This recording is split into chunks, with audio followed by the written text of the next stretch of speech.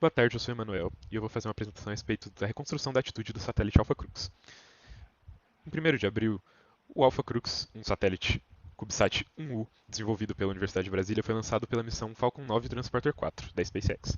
O satélite é o componente principal de uma missão radioamadora que visa promover uma experiência prática para alunos e professores da UNB em todo o processo de desenvolvimento e operação de uma missão espacial. Esse trabalho tem como objetivo estimar o movimento de atitude do satélite a partir de medidas de campo magnético obtidas em órbita, de modo a investigar os efeitos de torque por dipolo magnético residual, supostamente gerado pelos componentes eletrônicos embarcados, principalmente nos modos operacionais nominal e survival. O satélite conta com magnetômetro, giroscópio, painéis solares e também medidas de corrente e tensão vinda dos painéis. Isso permite que, pelos dados do giroscópio e modelos de albedo, obtenha-se uma validação da atitude estimada. O computador de bordo A3200 permite a amostragem desses dados com uma taxa de até 1 Hz. Os pacotes de telemetria do Alpha Crux são recebidos pela estação solo por meio de antenas X-Quad na frequência de 437.1 MHz. O sistema de comunicação conta com um transceptor configurado por software que permite alterações na taxa de transmissão de dados em órbita. O algoritmo para reconstruir o movimento de atitude do Alpha Crux é constituído de utilizar um propagador SGP4 para obter informações de posição e velocidade do satélite a partir de um TLE. Com a informação da posição do satélite, é possível obter o vetor de indução geomagnética local utilizando o modelo geomagnético IGRF. Por fim, o filtro de Kalman utiliza o modelo dinâmico do sistema e as leituras dos sensores para estimar os quaternions, velocidades angulares e dipolo magnético. Na equação dinâmica de número 2, foram incluídos os termos de torque por gradiente gravitacional e dipolo magnético, visto que mesmo com um tensor de inércia praticamente esférico, foram observadas variações significativas nas medições de velocidades angulares. Aqui na equação de número 3 é apresentada a equação cinemática de atitude do Alpha Crux.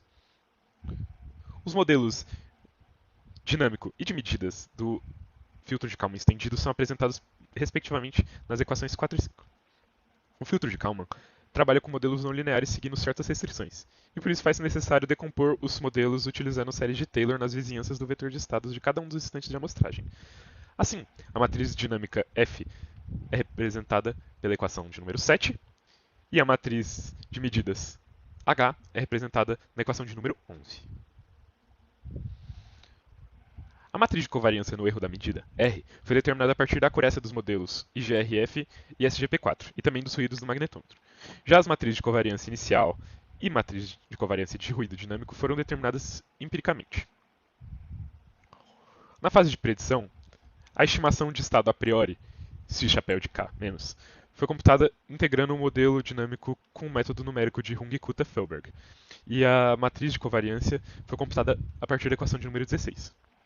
Já na fase de correção, primeiro calcula-se o ganho de Kalman K a partir da matriz de covariância a priori, e, com esse resultado, realiza-se a correção do vetor de estado a posteriori. Por fim, estima-se a matriz de covariância a posteriori, que será utilizada para obter a matriz de covariância a priori do instante de amostragem seguinte. As condições iniciais são obtidas pela minimização da função de custo por meio de um algoritmo de evolução diferencial. A função de custo é a diferença entre os valores do vetor de indução geomagnética medido pelo satélite e o valor fornecido pelo modelo IGRF rotacionado pelo quaternion de atitude. Bom, comparando os dados originalmente coletados com os dados filtrados, é evidente que após a correção de um viés constante do magnetômetro, faz com que os dados coletados se aproximem muito em módulo dos dados obtidos pelo modelo geomagnético. Os dois primeiros gráficos foram gerados a partir da integração de atitude, utilizando o método de Runge-Kutta e o algoritmo de evolução diferencial. É evidente que, levando o torque por dipolo magnético em consideração na modelagem, os resultados apresentam maior fidelidade em ordem de magnitude e deixam de ser constantes. A partir dos resultados obtidos no filtro de Kalman, é possível observar que as velocidades angulares estimadas não convergiram para os valores esperados. Isso acontece pelo fato de que os dados do magnetômetro do Alpha Crux possuem período de amostragem de aproximadamente 30 segundos, que é relativamente elevado. Os sensores do Alpha Crux são capazes de coletar dados com um período de amostragem mínimo de 1 segundo. Porém, devido à baixa taxa de transmissão de dados, os relatórios de telemetria estão sendo gerados e transmitidos somente a cada 30 segundos. Com o aumento do bitrate, será possível coletar dados com uma frequência de amostragem mais elevada e, consequentemente, será possível obter estimações mais precisas do movimento de atitude utilizando o filtro de Kalman. Obrigado. Eu gostaria de agradecer o Bruno e o Danil, que me auxiliaram no desenvolvimento desse projeto, e também o CNPq e a FAPDEF pelo financiamento. É isso, obrigado.